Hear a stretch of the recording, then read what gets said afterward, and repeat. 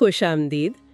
آج ہم ایک بہت ہی دلچسپ سوال سے اپنی گفتگو شروع کر رہے ہیں کہ ایک ایسی شخصیت جو اپنی سائنسی اور تحقیقی محنت کے لیے جانی جاتی ہے، وہ کرامات اور معجزات کی علامت کیسے بن جاتی ہے۔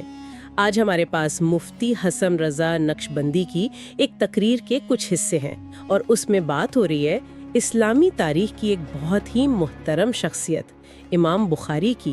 بالکل، اور یہ سمجھنا بہت ضروری ہے کہ یہ جو تقریر ہے نا، یہ امام بخاری کو ایک محدث یا اسکالر کے طور پر نہیں دیکھتی، اچھا جی، بلکہ ایک عاشق رسول اور ایک ولی کے طور پر پیش کرتی ہے۔ تو یہ ایک خاص آپ کہہ لیں عقیدت مندانہ نقطہ نظر ہے۔ تو آج ہمارا مقصد اس تقریر میں جو دلائل ہے، جو روایات ہے، ان کی گہرائی میں اترنا ہے۔ جی، تاکہ ہم سمجھ سکیں کہ یہ پورا بیانیہ بنتا کیسے ہے۔ اچھا، تو آج جو نکات ہم دیکھیں گے وہ واقعی سوچنے پر مجبور کرتے ہیں۔ ہم بات کریں گے امام بخاری کی زندگی اور ان کی کتاب صحیح بخاری کے مقام کی۔ اور پھر وہ مشہور واقعہ بھی ہے کہ وہ ہر حدیث لکھنے سے پہلے غسل کیوں کرتے تھے۔ ہاں، اور اس کے پیچھے وہ غسل عشق کا تصور کیا ہے، یہ بھی دیکھیں گے۔ جی، پھر ان سے جڑی ہوئی کرامات جیسے ان کی قبر سے خوشبو آنا یا ان کے حافظے کا راز۔ اور پھر گفتگو کا رخ حسن مصطفیٰ صلی اللہ علیہ وسلم کی طرف مڑے گا اور اس کا موازنہ حسن یوسف علیہ السلام سے کیا جائے گا۔ اور آخر میں خود صحیح بخاری سے ایک حدیث اور اس کی ایک ایسی تشریح جو شاید بہت سے لوگوں نے پہلے نہ سنی ہو۔ چلیں ذرا اس میں گہرائی سے اترتے۔ تقریر کا آغاز ہوتا ہے امام بخاری کے تعارف سے۔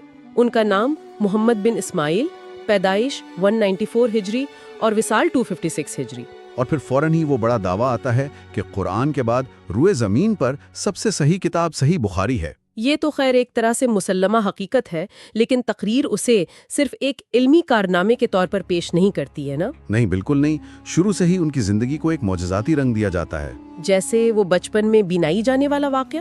بالکل، لیکن صرف بینائی جانا نہیں، بلکہ مقرر اس بات پر زور دیتے ہیں کہ بینائی واپس کیسے آئی، کہ ان کی والدہ نے خواب میں حضرت ابراہیم علیہ السلام کو دیکھا اور انہوں نے بشارت دی کہ اللہ نے تمہارے بیٹے کی بینائی واپس کر دی ہے۔ جی، تو اس واقعے کو ایسے پیش کیا جاتا ہے کہ امام بخاری شروع سے ہی ایک عام انسان نہیں تھے، بلکہ ان پر اللہ کا خاص فضل تھا۔ وہ ایک مشن کے لیے چنے گئے تھے۔ لیکن صرف اللہ کا فضل ہی نہیں، ان کے اپنے حافظے کی جو بات کی جاتی ہے وہ تو دنگ کر دیتی ہے۔ ہاں، تقریر کے مطابق انہیں 2 لاکھ حدیث زبانی یاد تھیں۔ جی، 2 لاکھ، لیکن انہوں نے اپنی کتاب میں شامل کی صرف 7563۔ اور یہیں پر وہ بہت بڑا سوال پیدا ہوتا ہے جو تقریر کا آپ کہہ لیں مرکزی نقطہ بن جاتا ہے۔ جی، اور یہی وہ سوال ہے جس کے جواب پر پورا بیانیہ کھڑا ہے کہ اگر حافظہ اتنا کمال کا تھا کہ 2 لاکھ حدیثیں یاد ہیں، تو پھر صرف 7500 حدیثوں کی ایک کتاب لکھنے میں 16 سال کیوں لگے؟ 16 سال یہ کوئی معمولی وقت نہیں ہے۔ بالکل، آج کے دور میں اگر کوئی کہے کہ مجھے چلیں چھوڑیں 1 لاکھ 10,000 گانے یاد ہیں اور میں نے 1000 کی لسٹ بنانی ہے تو کتنا وقت لگے گا؟ کچھ دن، شاید چند ہفتے لگ جائیں۔ لیکن 16 سال؟ ہاں، یہ حساب کچھ سمجھ نہیں آتا۔ تو مواد اس کی ایک بہت ہی روحانی وجہ بیان کرتا ہے۔ وہ وجہ یہ ہے کہ امام بخاری ہر ایک حدیث لکھنے سے پہلے غسل کرتے تھے اور 2 نفل نماز ادا کرتے تھے۔ ہر ایک حدیث سے پہلے؟ جی ہاں، ہر ایک حدیث سے پہلے۔ یہ تو ایک بہت وزنی دعویٰ ہے۔ اور مقرر اس کی وضاحت کے لیے ایک پورا منظر بناتے ہیں۔ وہ پہلے غسل کی شرعی اقسام گنواتے ہیں، فرض، سنت، مستحب، مباح۔ اچھا۔ اور پھر وہ سامعین کو ساتھ لے کر ایک طرح سے امام بخاری سے پوچھتے ہیں کہ آپ نے یہ جو 7563 مرتبہ غسل کیا، یہ ان میں سے کون سی قسم کا تھا؟ اور جواب کیا آتا ہے؟ جواب آتا ہے، یہ غسل عشق تھا۔ غسل عشق مطلب محبت کا غسل۔ واہ، یہ تصور ہی بہت گہرا ہے۔ جی، لیکن ایک منٹ، اگر کوئی ناقد یہ سنے، کوئی دوسرے مکتب فکر کا عالم، تو وہ تو فوراً کہے گا کہ یہ بدعت ہے، دین میں ایک نئی چیز ہے۔ بالکل۔ کیا نبی صلی اللہ علیہ وآلہ وسلم نے ایسا کیا؟ کیا صحابہ نے کیا؟ مقرر اس ممکنہ اعتراض کو کیسے حل کرتے ہیں؟ آپ نے بالکل صحیح نقطہ اٹھایا، اور یہی اس گفتگو کا سب سے دلچسپ حصہ ہے۔ اچھا۔ مقرر خود اس اعتراض کو سامنے لاتے ہیں۔ وہ کہتے ہیں کہ ہاں، ناقدین اسے بدعت کہہ سکتے ہیں، ان کا اشارہ ظاہر ہے ان مکاتب فکر کی طرف ہیں جو ایسے کسی بھی عمل کے سخت خلاف ہیں، جن کے نزدیک عبادت کا ہر طریقہ شریعت سے ثابت ہونا چاہیے۔ بالکل، لیکن مقرر اس کا جواب منطق سے نہیں دیتے، وہ اس کا جواب عشق سے دیتے ہیں۔ وہ کیسے؟ وہ کہتے ہیں کہ یہ عمل شریعت کا حکم نہیں تھا، یہ ادب کا تقاضا تھا، یہ عشق کا معاملہ تھا، اور عشق کے تقاضے شریعت کے اصولوں سے مختلف ہوتے ہیں۔ تو یہ ایک طرح سے علم اور عشق یا شریعت اور طریقت کی ایک پرانی بحث کو نئے انداز میں پیش کیا جا رہا ہے کہ امام بخاری کا عمل قانون کی کتابوں میں نہیں، محبت کی کتاب میں لکھا ہے۔ اور اس سے وہ یہ دلیل دے رہے ہیں کہ صحیح بخاری کی عظمت صرف اس کی سند کی مضبوطی کی وجہ سے نہیں ہے، بلکہ اس کے مصنف کی نیت اور عشق کی وجہ سے ہے۔ ہر حدیث لکھنے سے پہلے غسل کرنا اس بات کی علامت ہے کہ یہ صرف الفاظ نہیں، یہ محبوب صلی اللہ علیہ وسلم کے بول ہیں۔ اور محبوب کا ذکر کرنے سے پہلے ظاہری اور باطنی پاکیزگی ضروری ہے۔ بالکل، یہ عمل کتاب کو ایک روحانی تقدس عطا کرتا ہے جو صرف علمی تحقیق سے حاصل نہیں ہو سکتا۔ اور عقیدت کا یہ سلسلہ صرف یہاں ختم نہیں ہوتا۔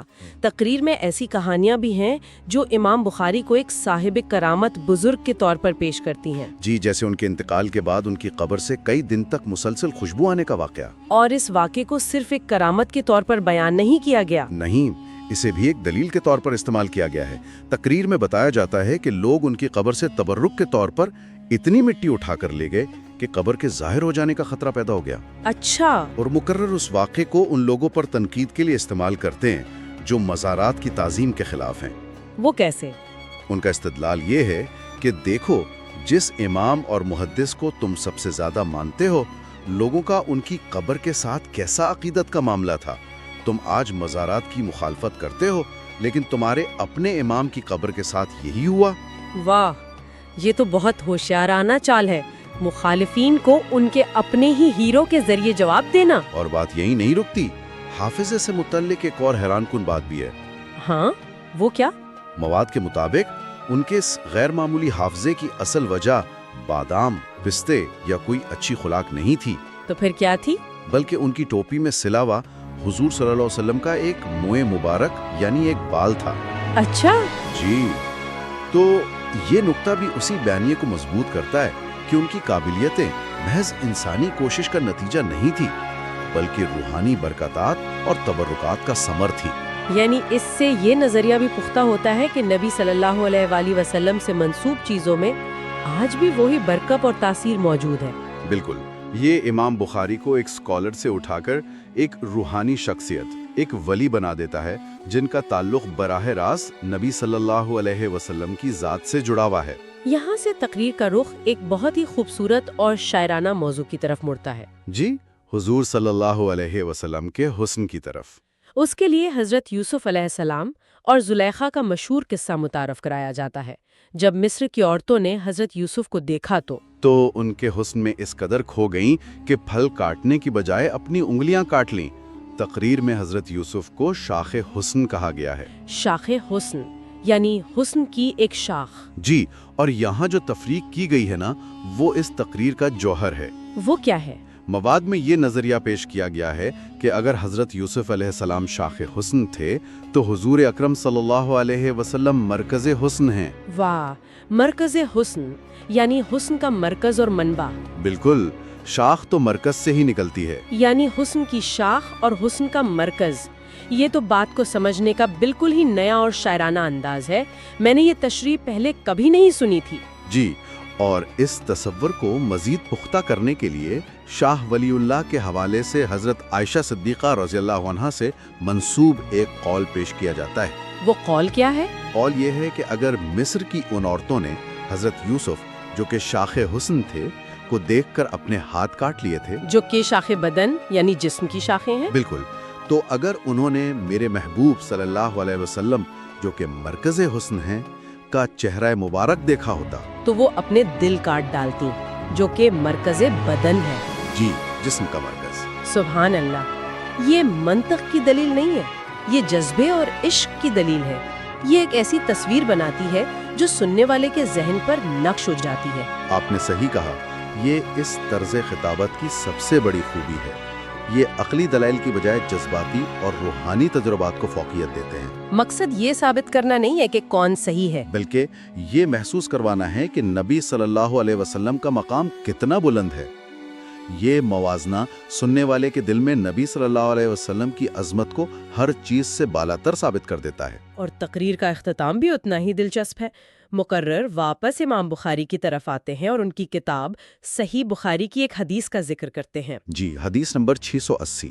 منظر کچھ یوں ہے کہ حضور صلی اللہ علیہ وآلہ وسلم اپنے وصال سے 3 دن پہلے بیمار ہیں، صحابہ نماز ادا کر رہے ہیں، حضرت ابوبکر صدیق امامت کروا رہے ہیں، اور اچانک حضور صلی اللہ علیہ وآلہ وسلم اپنے حجرے کا پردہ ہٹاتے ہیں اور جماعت کو دیکھتے ہیں۔ حدیث کے الفاظ ہیں کہ صحابہ کرام نماز میں ہی خوشی سے حضور صلی اللہ علیہ وآلہ وسلم کی طرف مڑنے لگے، یہاں تک کہ حضرت ابوبکر بھی پیچھے ہٹنے لگے تاکہ حضور صلی اللہ علیہ وآلہ وسلم آگے تشریف لے آئیں۔ لیکن مقرر یہاں ایک بہت اہم سوال اٹھاتے ہیں جی، کہ حضرت ابوبکر تو قبلے کی طرف منہ کر کے کھڑے تھے، انہیں کیسے معلوم ہوا کہ پیچھے حجرے کا پردہ ہٹا ہے اور حضور صلی اللہ علیہ وآلہ وسلم تشریف لائے ہیں؟ یہ واقعی ایک بہت دلچسپ نقطہ ہے۔ کوئی آواز ہوئی ہوگی یا شاید باقی لوگوں کی حرکت سے اندازہ ہوا ہوگا؟ دیکھیں، روایتی تشریحات میں یہی باتیں کی جاتی ہیں، لیکن مواد ایک بہت ہی روحانی اور کشف پر مبنی جواب دیتا ہے۔ وہ کیا ہے؟ مقرر کہتے ہیں کہ حضرت ابوبکر نے سامنے محراب میں حضور صلی اللہ علیہ وآلہ وسلم کے چہرے مبارک کا عکس دیکھا تھا۔ ایک منٹ، محراب میں عکس؟ کیا اس تشریح کی کوئی بنیاد ہے؟ مطلب کیا پرانے مفسرین نے بھی اس کا ذکر کیا ہے؟ یہ ایک بہترین سوال ہے۔ دیکھیں، زیادہ تر کلاسیکل تفاسیر میں یہ عکس والی بات نہیں ملتی۔ یہ ایک خاص صوفیانہ اور روحانی تعبیر ہے جو اس واقعے کو ایک بالکل نیا رنگ دیتی ہے۔ تو یہ اس بات کی دلیل بن جاتی ہے کہ صحابہ کا تعلق نبی صلی اللہ علیہ وآلہ وسلم سے صرف جسمانی نہیں تھا بلکہ روحانی بھی تھا۔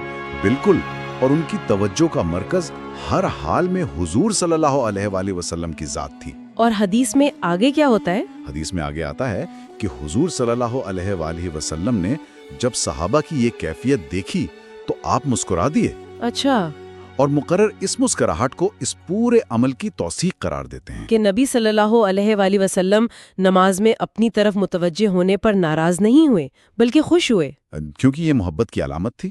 تو اس طرح ایک حدیث کو بنیاد بنا کر یہ ثابت کیا جاتا ہے کہ نماز جیسی عبادت میں بھی اگر توجہ کا مرکز محبت رسول صلی اللہ علیہ وسلم بن جائے تو یہ جائز بلکہ مستحسن ہے۔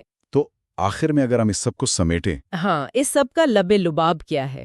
خلاصہ یہ ہے کہ اس تقریر میں امام بخاری کو صرف ایک محدث یا مورخ نہیں دکھایا گیا، بلکہ ایک عاشق رسول، ایک صوفی اور ایک صاحب کرامت بزرگ کے طور پر پیش کیا گیا ہے۔ جی، ان کی زندگی، ان کے کام، یہاں تک کہ ان کی کتاب کی احادیث کو بھی ایک خاص عقیدت پر مبنی نظریات کے جواز کے طور پر استعمال کیا گیا ہے، جیسے بزرگوں کی تعظیم، تبرکات سے فیض حاصل کرنا اور محبت کو شریعت کے ظاہری اصولوں پر فوقیت دینا۔ بالکل، مواد کی بنیادی حکمت عملی یہی ہے کہ ایک ایسی شخصیت یعنی امام بخاری جن کا احترام تمام اسلامی مکاتب فکر کرتے ہیں، بالکل، ان کو ایک ٹروجن ہارس کے طور پر استعمال کیا جائے۔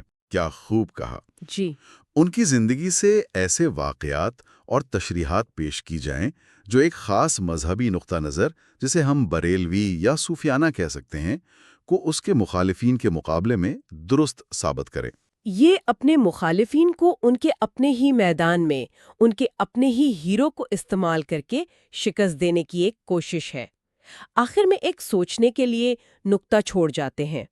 مواد میں بڑے پرجوش انداز میں یہ دلیل دی گئی ہے کہ امام بخاری کا یہ محبت اور انتہائی احتیاط پر مبنی طریقہ کار ہی تھا جس نے ان کی کتاب کو یہ مقام دیا۔